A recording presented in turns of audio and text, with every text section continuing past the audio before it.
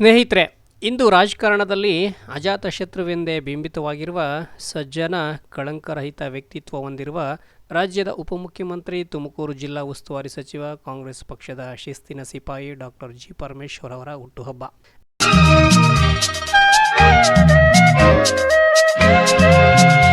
ಬರೋಬ್ಬರಿ 75 ವಸಂತಕ್ಕೆ ಕಾಲಿಟ್ಟಿರುವ ಪರಮೇಶ್ವರ್ ಕಂದಾಯ ಖಾತೆ ಸಚಿವರಾಗಿ ರಾಜ್ಯದಲ್ಲಿ ಆವರಿಸಿರುವ ಭರದ ಛಾಯೆ ನೋವಲ್ಲಿ ನಾನು ಸಂಭ್ರಮಿಸೋದು ಬೇಡ ಎಂದು ಹುಟ್ಟುಹಬ್ಬವನ್ನು ಆಚರಿಸಿಕೊಳ್ಳದೆ ಜನರ ನೋವಿಗೆ ತಾವು ಮಿಡಿಯುವ ಮೂಲಕ ಆದರ್ಶ ನಡೆ ಅನುಸರಿಸಿದ್ದು, ಈ ವೇಳೆ ಅವ್ರ ಮಾತನ್ನ ಕಿವಿಗೆ ಹಾಕಿಕೊಳ್ಳದೆ ಕಟ್ಟ ಅಭಿಮಾನ ಹೊಂದಿರುವ ಅಭಿಮಾನಿ ವರ್ಗ ಅಲ್ಲಲ್ಲಿ ಸೆಲೆಬ್ರೇಷನ್ ಮಾಡಿದ್ದಾರೆ. ಅದೇನೇ ಇರಲಿ, ಈ ರಾಜ್ಯದ ಚುಕ್ಕಾಣಿ ಹಿಡಿಯಲು ಇನ್ನೇನು ಒಂದೇ ಒಂದು ಮೆಟ್ಟಿಲು ಬಾಕಿ ಇದ್ದು ಆ ಅವಕಾಶದ ಕಾಲ ಕೂಡಿ ಬರದೇ ಇರುವ ನೋವಂತೂ ಪರಮೇಶ್ವರ್ ಅವರನ್ನ ಸದಾ ಕಾಡ್ತಾ ಇರೋದಂತೂ ಸುಳ್ಳಲ್ಲ. ಜನತೆ ನನ್ನನ್ನ 2 ಬಾರಿ ಆರಿಸಿದ್ದಾರೆ. ಒಳ್ಳೆ ಟೈಮ್ನಲ್ಲಿ ಪಲ್ಟಿ ಓಡಿಸಿದ್ದಾರೆ. ಯಾಕೆಂದ್ರೆ 2013ರಲ್ಲಿ ಒಂದು ವೇಳೆ ಒಂದೇ ಒಂದು ಓಟ್ನಲ್ಲಿ ಏನಾದ್ರೂ ನಾನು ಗೆದ್ದಿದ್ರೆ ಈ ರಾಜ್ಯದ ಮುಖ್ಯಮಂತ್ರಿ ಆಗುವಂತ ಅವಕಾಶ ಇತ್ತು. ಈ ವಿಚಾರವನ್ನ ಅನೇಕ ಸಾರ್ವಜನಿಕ ವೇದಿಕೆಗಳಲ್ಲಿ ನೋವಿನ ಮೂಲಕ ವ್ಯಕ್ತಪಡಿಸಿರುವ ಪರಮೇಶ್ವರ್ ಅವರಲ್ಲಿ ಕಾಣ್ತಾ ಇರುವ ಕೊರತೆ ಏನು ಅನ್ನೋ ಯಕ್ಷ ಪ್ರಶ್ನೆ ಅನೇಕರನ್ನ ಇನ್ನೂ ಕಾಡ್ತಾ ಇದೆ. ಸಿದ್ದು ತರ ಮ್ಯಾಜಿಕ್ ಮಾಡೋಕ್ ಬರ್ತಾ ಇಲ್ವಾ?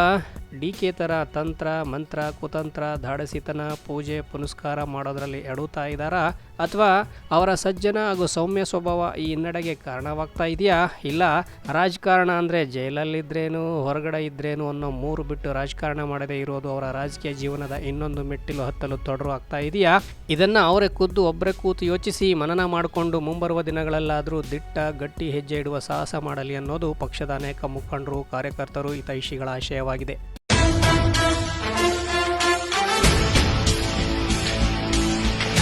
ಇನ್ನು ಖುದ್ದು ವೈಯಕ್ತಿಕವಾಗಿ ನಾನಂತೂ ಯಾವ ರಾಜಕಾರಣಿ ಬಳಿ ಅಷ್ಟೊಂದು ಹಚ್ಚಿಕೊಂಡ ಉದಾಹರಣೆಗಳಿಲ್ಲ. ಬಟ್ ಪರಮೇಶ್ವರ್ ಅವರಲ್ಲಿರುವ ರಾಜನೀತಿ ರಾಜಕಾರಣಕ್ಕೆ ಒಂದಷ್ಟು ಬೆರಗಾಗಿರೋದಂತೂ ಸತ್ಯ. ಜೊತೆಗೆ ಮಾಧ್ಯಮ ಸಾಕು, ನಿಮ್ಮಲ್ಲಿರುವ ಜರ್ನಲಿಸಂ ಕಾಲೇಜಿನಲ್ಲಿ ನನಗೊಂದು ನೌಕರಿ ಕೊಡಿ ಎಂದು ಅವ್ರ ಬಳಿ ಬೇಡಿಕೆ ಇಟ್ಟಾಗ no no no no no ನಿಮ್ಮಂಥವರು ಮಾಧ್ಯಮದಲ್ಲಿ ಉಳಿಬೇಕು, ಅಲ್ಲೇ ಏನಾದರೂ ಮಾಡು ಎಂದು ಬೆನ್ನು ತಟ್ಟಿ ನನ್ನ ಬೆಳಗೆರೆ ನ್ಯೂಸ್ ಕಾರ್ಯಕ್ರಮ ಉದ್ಘಾಟನೆ ಹಾಗೂ ಮೊದಲ ವರ್ಷದ ವಾರ್ಷಿಕೋತ್ಸವಕ್ಕೆ ಬಂದು ನನಗೆ ನೈತಿಕ ಬೆಂಬಲ ತುಂಬಿ ಇಂದು ನನ್ನ ಮಾಧ್ಯಮದ ಜರ್ನಿ ಯಶಸ್ಸಿನ ಹಾದಿಯಲ್ಲಿದೆ ಅಂದರೆ ಅದು ಅವರು ತುಂಬಿದ ನೈತಿಕ ಸ್ಥೈರ್ಯವಷ್ಟೇ.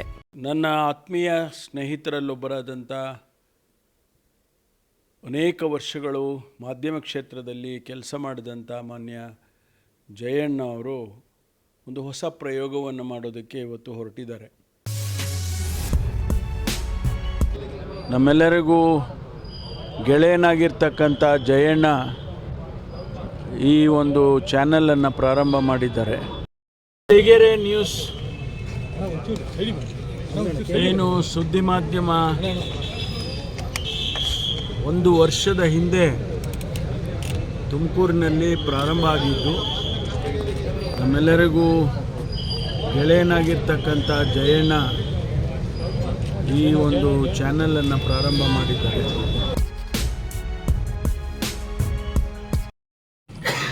ನಮ್ಮೆಲ್ಲರಿಗೂ ಆತ್ಮೀಯ ಗೆಳೆಯನಾಗಿದ್ದಂಥ ಜಯಣ್ಣ ಭಾಳ 1 ವರ್ಷದ ಹಿಂದೆ ಬೆಳಗೆರೆ ನ್ಯೂಸ್ ಅಂತೇಳಿ ಒಂದು ವೆಬ್ ಚಾನೆಲನ್ನು ಪ್ರಾರಂಭ ಮಾಡಿದರು.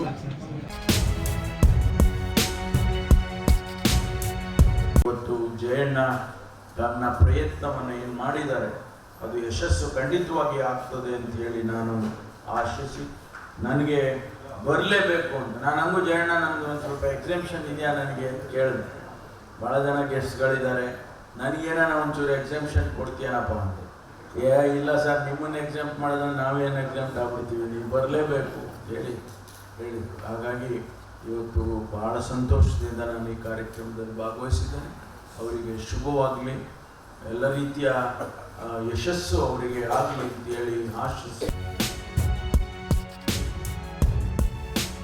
ಬೆಳಗೆರೆ ನ್ಯೂಸ್ನಿಂದ ದಯಮಾಡಿ ತಾವು ತಮ್ಮ ಅನುಭವವನ್ನು, ಏನು ಯುಕ್ರೇನ್ನಲ್ಲಿ ನಡೆದಂಥ ಘಟನೆಗಳು, ಆ ಯುದ್ಧ ಭೀತಿಯಾಗಿತ್ತು, ಅಲ್ಲಿ ಯಾವ ರೀತಿ ನಿಮಗೆ ತೊಂದರೆ ಆಗ್ತಾಯಿತ್ತು ಮತ್ತು ಯಾವ ರೀತಿ ನಿಮ್ಮನ್ನು ನೀವು ರಕ್ಷಣೆ ಮಾಡ್ಕೊಂಡು ಬಂದ್ರಿ ಅಥವಾ ಯಾರಾದರೂ ನಿಮ್ಮನ್ನು ರಕ್ಷಣೆ ಮಾಡಿದ್ರಾ, ಅದನ್ನೆಲ್ಲ ನಮ್ಮ ಜನರಿಗೆ ತಿಳಿಸೋದಕ್ಕೆ ಬಯಸ್ತಾ ಇದ್ದೇನೆ. ತಾವು ಹೇಳಬೇಕು.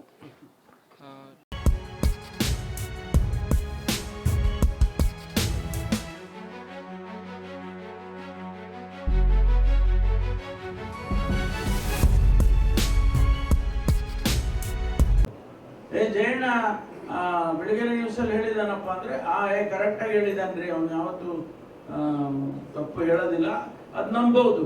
ಆ ನಂಬಿಕೆ ಬಿಲ್ಡಪ್ ಆಗಿ ಹೋಗುತ್ತೆ. ಕೆಲವು ಪೇಪರ್ ನನ್ನ ಹೆಸರು ಹೇಳೋದಿಲ್ಲ, ಯಾಕಂದ್ರೆ ಹೇಳಿದ್ರೆ ಪಬ್ಲಿಸಿಟಿ ಆಗುತ್ತೆ ಅಂತ ಅನ್ಕೋಬಹುದು ನೀವು. ಕೆಲವು ನ್ಯೂಸ್ ಪೇಪರ್ಸ್ಗೆ ಇವತ್ತಿಗೂ ಕೂಡ ಮಾತಾಡ್ತಾರೆ, ಇಲ್ಲಪ್ಪ ಆ ಪೇಪರಲ್ಲಿ ಬಂದಿದೆ ಅಲ್ವಾ, ಕರೆಕ್ಟ್ ಇರುತ್ತೆ ನ್ಯೂಸು ಅಂತಾರೆ. ಆ ರೀತಿ ಇವತ್ತು ಮಾಧ್ಯಮ ಕ್ಷೇತ್ರದಲ್ಲಿ ನಾವು ಅದನ್ನು ಬಿಲ್ಡ್ ಮಾಡಬೇಕಾಗುತ್ತೆ. ಆ ರೀತಿ ಆ ವಿಚಾರದಲ್ಲಿ ಬೆಳಗೆರೆ ನ್ಯೂಸ್ ಇಲ್ಲಿ ತನಕ ನಾನೇನು ಅಂಥದ್ದು ಕಂಡಿಲ್ಲ, ಕೇಳಿಲ್ಲ. ಜಯಣ್ಣ ಸ್ವಲ್ಪ ತೂಕವಾಗೇ ಇದ್ದಾನೆ. ಯಾಕೆಂದರೆ ಜಯಣ್ಣ ಮಾತಾಡುವಾಗ ಶುರುವಿನಲ್ಲೇ ಹೇಳಿದೆ, ನಾನು ಈ ಕ್ಷೇತ್ರಕ್ಕೆ ಬರಬೇಕಾದ್ರೇ ಒಂದು ರೀತಿಯಲ್ಲಿ ಯೋಚನೆ ಮಾಡಿ ಬಂದಿದ್ದೇನೆ. ನಾನು ಯಾವ ಆಸೆ ಆಮಿಷಗಳನ್ನು ಮನಸ್ಸಲ್ಲಿ ಇಟ್ಕೊಂಡು ಈ ಕ್ಷೇತ್ರಕ್ಕೆ ಬಂದಿಲ್ಲ. ಕುರಿ ಕಾಯ್ದ್ರು ಚಿಂತೆ ಇಲ್ಲಪ್ಪ, ನಾನು ನಟಿಗಿರ್ಬೇಕು ಅಂತ ಬಂದಿದ್ದೀನಿ. ಎಂತ ಮಾತು ಹೇಳಿದ್ದೀನಿ. ಈಗ ಕುರಿ ಕಾಯೋ ಪ್ರಶ್ನೆ ಇಲ್ಲ, ಆಯ್ತಾ?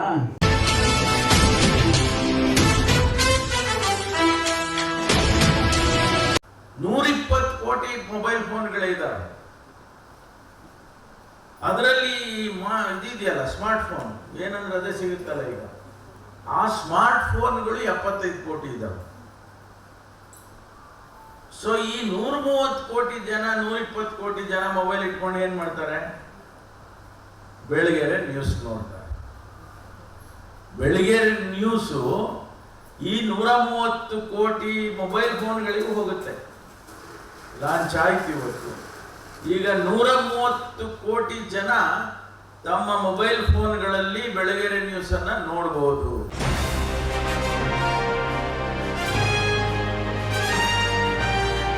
ಅವರು ನನ್ನೆಡೆಗೆ ಸಾಫ್ಟ್ ಕಾರ್ನರ್ ಹೊಂದಿದ್ದಾರೆಂದು ನಾನೆಂದು ಪತ್ರಿಕೋದ್ಯಮದ ವಿಚಾರದಲ್ಲಿ ರಾಜಿಯಾಗಿಲ್ಲ. ಅವರು ಕೂಡ ಎಂದೆಂದಿಗೂ ನಮ್ಮ ವೃತ್ತಿ ವಿಚಾರದಲ್ಲಿ ಮಧ್ಯಪ್ರವೇಶ ಮಾಡಿಲ್ಲ. ವೃತ್ತಿ ಧರ್ಮದ ಜೊತೆಗೆ ರಾಜಿಯಾಗಬೇಡ ಎಂದು ಗಟ್ಟಿ ಧ್ವನಿಯಲ್ಲೇ ಹೇಳುವ ಮಾನ್ಯ ಡಾಕ್ಟರ್ ಜಿ ಪರಮೇಶ್ವರ್ ಅವರಿಗೆ ನಮ್ಮ ಸಂಸ್ಥೆ ವತಿಯಿಂದ ಹೃದಯಪೂರ್ವಕ ಧನ್ಯವಾದಗಳು. ಜೊತೆಗೆ ಹುಟ್ಟುಹಬ್ಬದ ಶುಭಾಶಯವನ್ನು ಕೂಡ ಕೋರ್ತೇನೆ. ಸರ್, ನಿಮಗೆ ಭಗವಂತ ಎಲ್ಲ ಕೊಟ್ಟಿದ್ದಾನೆ ನಿಜ. ಇದೀಗ ಒಳ್ಳೆ ಆರೋಗ್ಯ ನೀಡಿ ನಿಮ್ಮ ಬದುಕಿನ ಇನ್ನೊಂದು ಮೆಟ್ಟಿಲು ಹತ್ತಲು ಅನುವು ಮಾಡಿಕೊಡಲೆಂದು ನಾಡಿನ ದೇವಾನುದೇವತೆಗಳಲ್ಲಿ ನಾನೂ ಸೇರಿದಂತೆ ಕೋಟ್ಯಾಂತರ ಅಭಿಮಾನಿಗಳು ಭಗವಂತನಲ್ಲಿ ಪ್ರಾರ್ಥನೆ ಸಲ್ಲಿಸ್ತೇವೆ. Once again happy birthday gentlemen ರಾಜಕಾರಣಿ ಡಾಕ್ಟರ್ ಜಿ ಪರಮೇಶ್ವರ್ ಜಿ.